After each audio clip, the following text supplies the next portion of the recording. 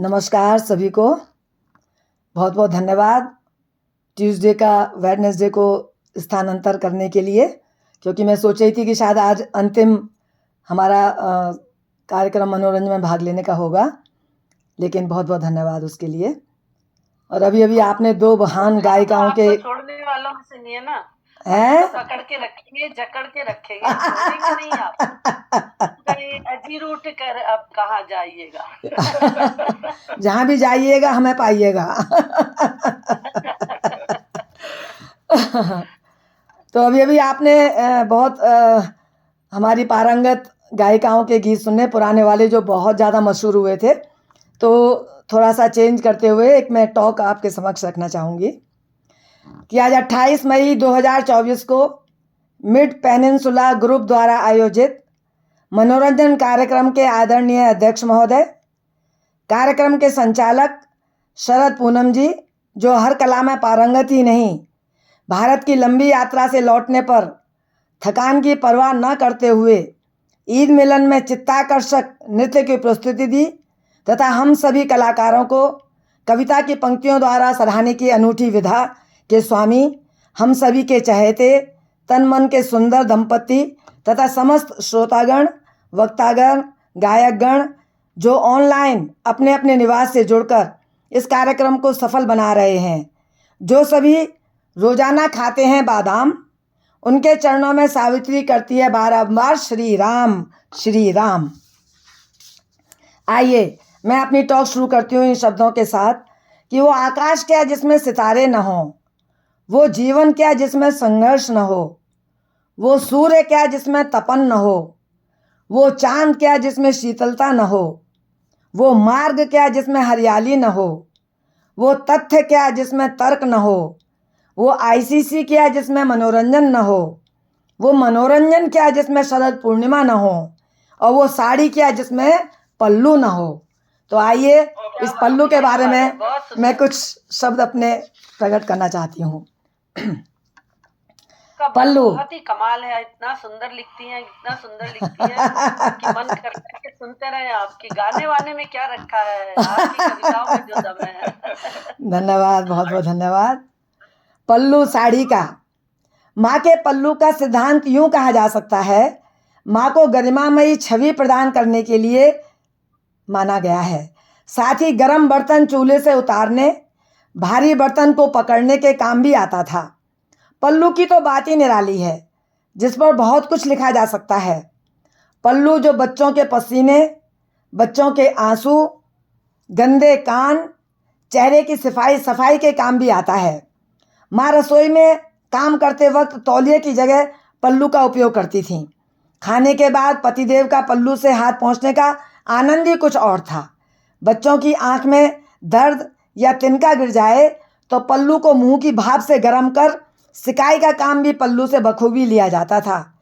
गोदी के बच्चे के लिए गोद का गद्दा और पल्लू का चादर मानो जन्नत का मजा दिलाता।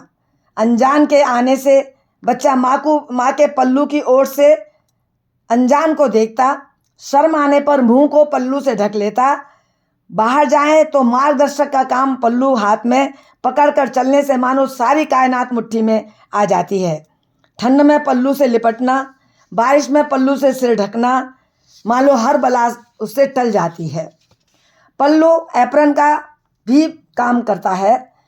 पेड़ों से गिरी जामुन भरने, धान को झोली में भरने, मंदिर से लिया प्रसाद इकट्ठा करने, घर के सामान पर पड़ी धूल साफ करने के भी काम आता है।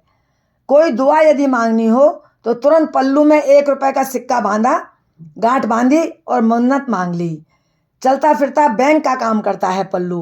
उसमें थोड़े से सिक्के बंधे होते माँ के। जब भी बच्चे चुस्की के लिए आह्वान करते, माँ खोलकर तुरंत उसमें से पैसे दे देती।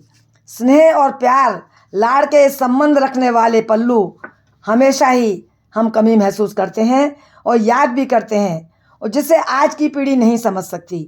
और वैसे भी जीन्स पहनने वाली माँओं के पास ये बेशकीमती, बहुमूल्य, अनेकों कार्यों के काम आने वाला, साड़ी की शोभा बढ़ाने वाला पल्लू है ही नहीं, तो महत्व कहाँ से जानेंगे।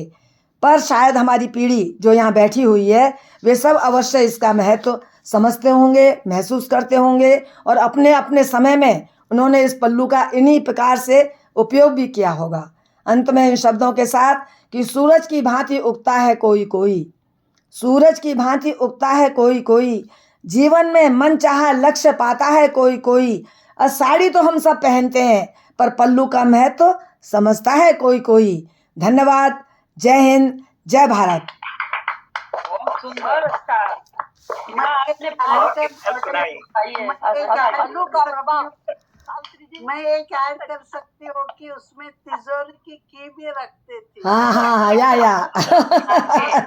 मराठी में बोलते हैं, कुछ प्रसंग आया तो लेडीज बोलते थे पदर खच कर हम काम चालू किया।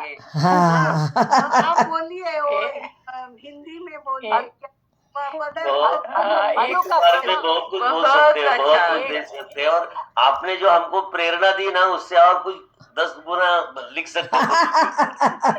जो आप बताएंगे पल्लू इसमें एक गाना भी तो था, मेरा पल्लू लटके। हाँ गाने तो बहुत हैं। हमको सास चाबी देते थे, वो पल्लू में बांध कर घूमते थे। पर सवाल अब ये आ रहा है कि ये साड़ियां तो पहनते नहीं सब लेडीज, अब तो पल्लू कहाँ से लाएं? यही तो बात है। जमाना है ना, फिर देखिएगा पल्लू जी बतलाइए कि अभी देखना थोड़े दिनों बाद सब साड़ियां पहन के सड़क पे निकलने वाली हैं। अभी 1 तारीख को साड़ी परेड निकल रही है भाई। एक जून को 1 जून को। हाँ हाँ 1 जून को साड़ियां निकल के परेड में निकलेंगी, तब देखते रह जाना आप।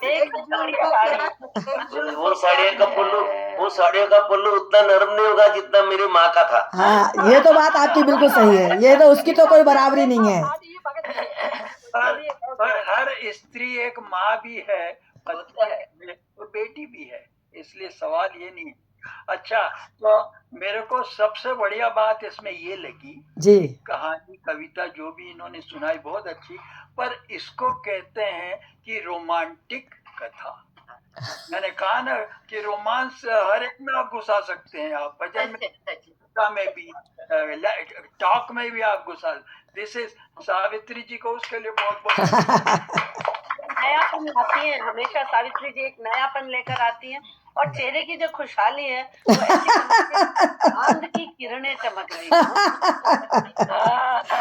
धन्यवाद। मई सी लग रही है, चेहरे पे इतनी चमक है, इतनी प्रगाढ़ता है। चलिए आगे बढ़ते हैं। धन्यवाद। सावित्री जी जरा सुन लीजिए, मैं तो हिंदी राष्ट्रभाषा को बहुत ही भाग्यशाली समझती हूँ, जिसने आपके समान बहुत ही सुंदर, बहुत ही सुचारू रूप से अच्छी भाषा में उसको व्यक्त किया। जी आइए आगे बढ़ते हैं। अच्छी बात है।